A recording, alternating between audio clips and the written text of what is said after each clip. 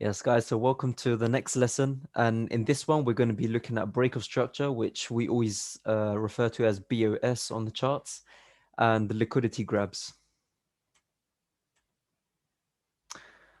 So moving on from what we learned in liquidity last time, you've got the three main types. You've got the equal highs and lows, you've got trendline liquidity, and then buy side and sell side liquidity. Now, the one thing that you've got to understand now is a proper differentiation between the two, between a clean break of structure versus a liquidity grab. Now, this is very relevant on the higher time frame because it will allow you to understand what market structure is doing at the moment and have we broken market structure. What that means is if we've broken it, potentially we might see a change of trend, and therefore that's when you start if you're in a bullish trend originally and you start seeing a clean break of structure down, that's when you might see a retracement, and then you're now in a downtrend. So we're going to be looking at this example right here. So in this scenario, we're bullish on the higher time frame. That obviously this is just a screenshot on the 1 hour chart, for example, but I believe this was for Euro USD.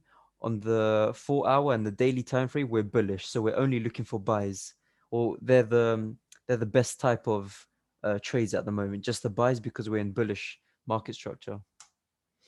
Right. So first of all, identify liquidity. The two main types that we've got right here, right now, is buy side liquidity and sell side liquidity. Got right at the top, and then of course the bottom of the range as well. Now, are we continuing upwards? Yes. The reason for that is we've got to understand the relation to both of these types of liquidities. So especially in this market type, because we're bullish, we're going to be seeing the impact on the sell side liquidity. So let's take a look at this candle right here. Now, if you take a quick look at the bottom, there's equal lows.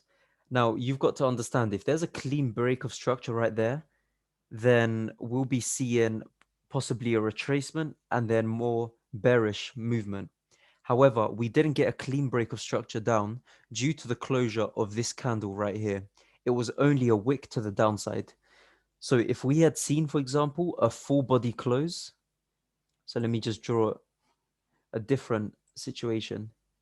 If this candle right here had been a full body close and the close was below these lows right here, that means right now we can potentially look for sells.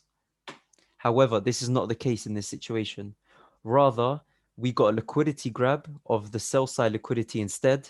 And therefore, what happened? This move wiped out all of the stop losses that were right at the bottom, right there.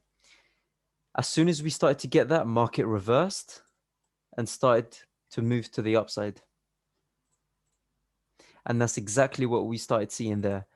Buying kept on happening and Euro USD just kept on buying up. Now, this lesson is quite easy and simple to understand, but when it comes to the different time frames, you may, you've got to keep something in mind.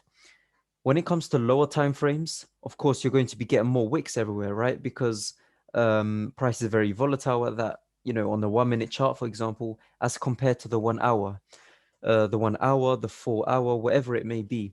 This understanding of liquidity and then how price plays around that liquidity.